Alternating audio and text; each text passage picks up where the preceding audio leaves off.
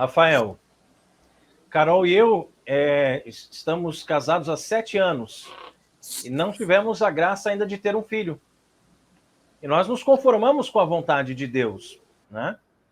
A gente é aberto à vida desde o nosso primeiro momento, desde que a gente disse o nosso sim diante do altar. Você é um jovem, né? De repente, daqui a pouco vai encontrar alguém. Por enquanto está solteiro por opção delas, né? Mas vai encontrar alguém, vai casar, né? Como católico aberto à vida. E a gente sabe como uma criança traz uma felicidade muito grande para uma família. E não uma, duas, três, 15, 25, né?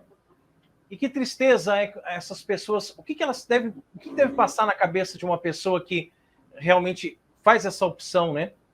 Por tirar uma vida. Não deve ser fácil, gente. Não deve ser fácil chegar a essa conclusão. Só que com um governo que aprova o aborto e que leva ele para o SUS para se conseguir gratuitamente, facilita muito a vida das pessoas, o que vai acontecer? Vai se banalizar. Vai ser tirar uma criança da mesma forma que você faz uma operação de apêndice. Não é verdade? Bom, a questão do aborto, de fato, já foi bem comentada por todos os demais participantes, né? Eu acho que o aborto, sobretudo, né, ele seria, se não é, o ápice do desvio moral que uma pessoa pode ter, né? Porque nada mais, nada menos é do que atentar, né, contra a vida de um inocente, de fato, matar uma pessoa inocente, né, que não tem como se defender de maneira nenhuma, né? Em outros países, existem países que têm essa questão do aborto totalmente flexibilizada, né? E a gente vê, né, que nada de bom provém disso, né? Recentemente também, né, tem um filme que eu gostaria de comentar, até fazer uma menção a ele, né, que se chama 40 Dias para a Vida, né, Milagre da Vida, né? E nesse filme ele trata a respeito de uma mulher, né, que ela no início do filme, ela nada mais é do que uma mulher que simplesmente quer ajudar as famílias e quer ajudar as outras mulheres, né? Quase uma feminista. Ela ainda não é feminista porque tem um quê de inteligência, né? Mas enfim, durante esse filme ela trabalha em uma clínica de paternidade assistida, né? Planejamento familiar e tudo mais. E um dos serviços da clínica que essa tal clínica, né, presta é o aborto. E ela, durante o filme, ela acompanha, né, várias mães ali, né, se é que podem se chamar de mães, várias mulheres que vão à clínica para realizar aborto pelos seus mais variados motivos. E nesse filme tem uma cena que é bastante chocante que mostra explicitamente como funciona o procedimento, né? E a partir disso, dela ver essa cena e começar por ter presenciado a cena, ela começa a pensar e meditar a respeito disso e percebe que ali de fato tem uma vida, né? E que a verdadeira pessoa ali que necessita de uma assistência, necessita de uma defesa, de alguém que lute por ela, não é a mulher grávida que quer abortar, mas sim a criança que tem a vida atentada, né? Então, essa questão do aborto também, ela simplesmente reflete o comodismo que as pessoas têm. É um ponto assim que as pessoas chegam num ponto de materialismo e comodismo tão grande e tão desprendimento das virtudes, da moral, que ela cogita seriamente e muitos até adotam a hipótese de acabar com uma vida para o seu bel prazer. E, de fato, única e exclusivamente por isso, né? Não existe, de fato, nós aqui reunidos sabemos que não existe nada que possa sequer ter como hipótese para a justificativa de um aborto.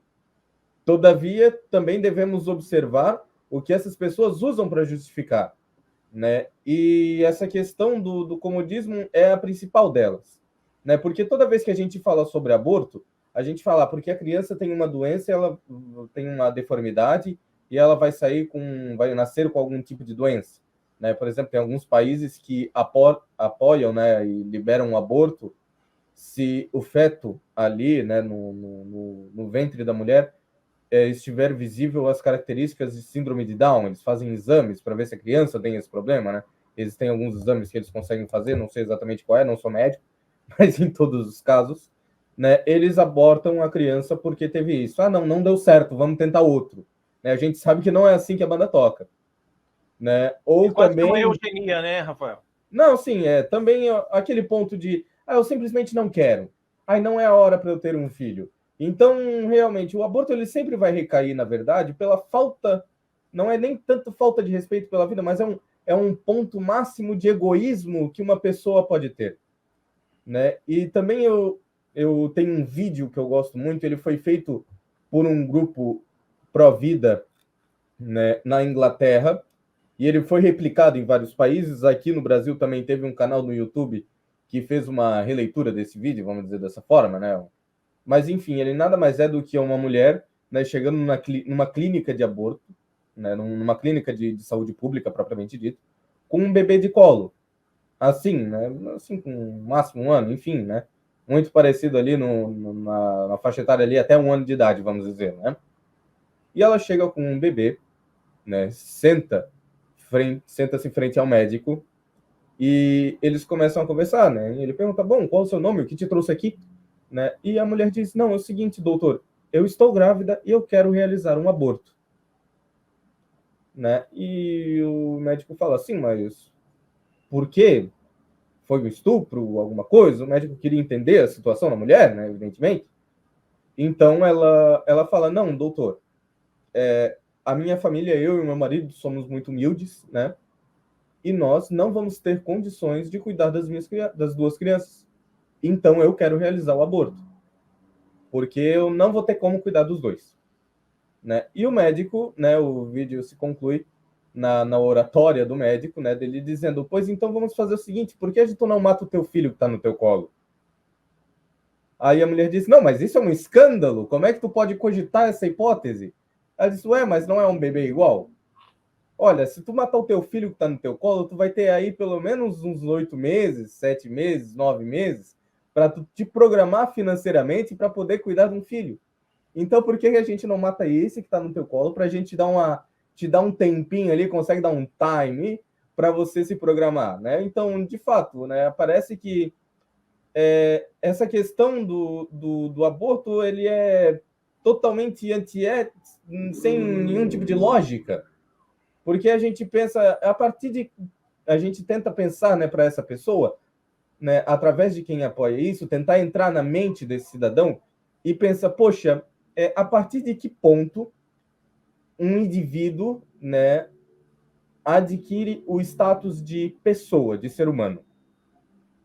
É a partir do nascimento, a partir do 7º mês de gestação e tudo mais, né? Então, esse pessoal que fala o tempo todo, né, esses esquerdistas que a gente tem no Brasil, que defenderam um desarmamento porque as pessoas estavam se matando com armas, sendo que depois do desarmamento o número de homicídios por arma de fogo aumentou, porque o cidadão de bem deixou as suas armas, respeitou a lei, mas o marginal não, né? Então, o que acontece?